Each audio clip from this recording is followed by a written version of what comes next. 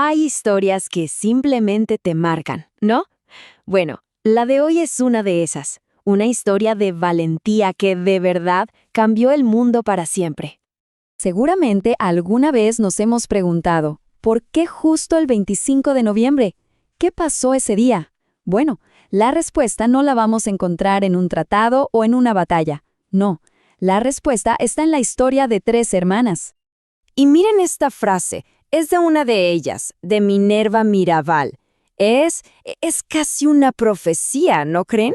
Uf, esto resume perfectamente lo que vamos a ver. Una historia donde la muerte, lejos de ser el fin, fue apenas el comienzo. Ok, para entender todo tenemos que viajar en el tiempo. Nuestra historia arranca con un acto de desafío, pero no un desafío cualquiera. Fue un desafío directo, cara a cara, contra uno de los dictadores más crueles que ha visto América Latina.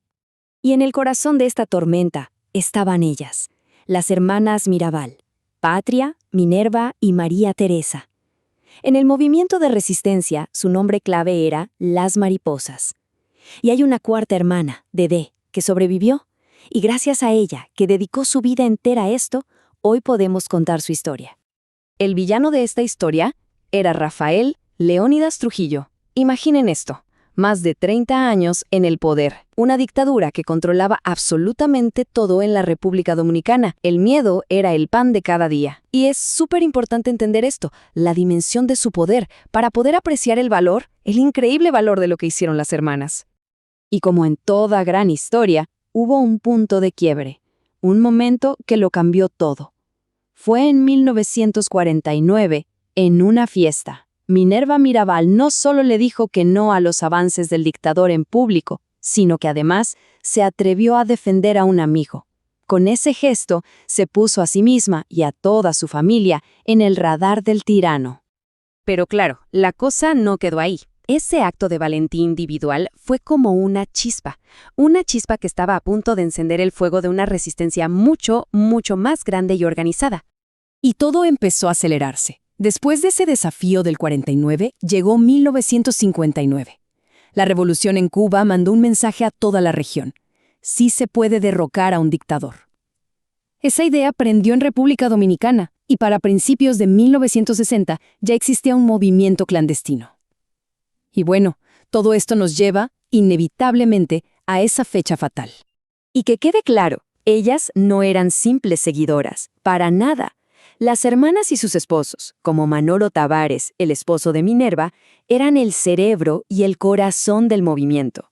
Eran líderes, eran la fuerza que impulsaba a la Agrupación 14 de Junio. Como era de esperarse, la respuesta del régimen fue fulminante, brutal. Empezaron las detenciones, la tortura y una persecución sin descanso contra la familia Mirabal. Ya no era un juego, el peligro era real y lo sentían cada día. Y aquí es donde la historia se pone realmente oscura. Llegamos al punto en que la brutalidad del dictador ya no tuvo límites. Es el 25 de noviembre de 1960. Patria, Minerva y María Teresa van en su auto. Vienen de visitar a sus esposos, que están presos en Puerto Plata. Están de regreso a casa, conduciendo por una carretera solitaria, entre montañas. Y en medio de esa carretera, las detienen. Su auto es interceptado. Pero ojo, esto no fue al azar. Fue una emboscada. Una trampa perfectamente planeada por la policía secreta de Trujillo. Lo que pasó después es horrible. No hubo ningún accidente. A las hermanas las sacaron del camino, las golpearon salvajemente y las asesinaron, a sangre fría. Y para encubrir esta atrocidad, los asesinos volvieron a meter sus cuerpos en el auto y lo lanzaron por un precipicio. La historia oficial iba a ser un trágico accidente. Pero ¿saben qué? Nadie, absolutamente nadie en el país se tragó ese cuento. Trujillo creyó que con esto había ganado, que las había callado para siempre. Qué equivocado estaba. Lo que hizo fue, literalmente, encender la mecha que terminaría por destruir su propio régimen. Y es aquí donde volvemos a esa frase de Minerva. ¿La recuerdan? Es que es increíble. Sus palabras se cumplieron al pie de la letra. Desde la tumba, su voz se hizo más poderosa que nunca. se convirtieron en un símbolo que Trujillo ya no podía tocar.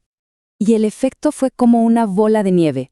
Primero, en su país, la República Dominicana, se convirtieron en heroínas nacionales. Después, en los 80, su historia cruzó fronteras e inspiró al movimiento feminista en toda América Latina. Y el salto final fue en 1999, cuando las Naciones Unidas llevaron su legado al mundo entero. Así que ahí está la respuesta a la pregunta del principio. El 25 de noviembre no es una fecha al azar, es el día de su asesinato. Es el día en que el mundo entero recuerda a Patria, a Minerva y a María Teresa. Su tragedia personal se convirtió en un grito global. Y por supuesto, tenemos que hablar de Dedé, la hermana que sobrevivió. Sin ella, quizás esta historia se habría perdido. Dedicó cada día de su vida, hasta que falleció en 2014, a ser la guardiana de su memoria, a asegurarse de que la historia de las mariposas nunca se olvidara. Al final, esta historia nos deja una lección impresionante. Nos demuestra cómo un acto de valentía, la decisión de una persona de no callarse, puede iniciar algo tan grande que ni el dictador más sanguinario puede detenerlo. Y nos deja pensando, ¿no? ¿Cuál es el verdadero poder que tiene una sola voz cuando se atreve a hablar?